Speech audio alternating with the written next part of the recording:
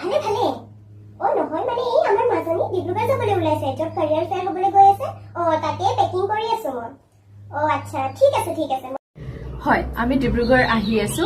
career fairৰ কাৰণে 19 এপ্ৰিল 2025 য'ত আমি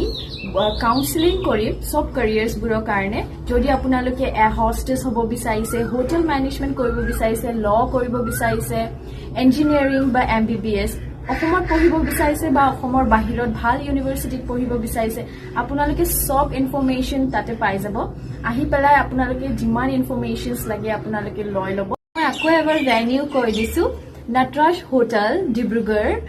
স্টাৰ্ট হ'ব 19 এপ্ৰিল টাইমিং 9:30 পৰা 4:30 লৈকে আপোনালোকে আহি তাত এটেন্ড কৰিব পাৰে and it's free entry free থাকিব আপোনালোকে আহিব পাৰে থ্যাংক ইউ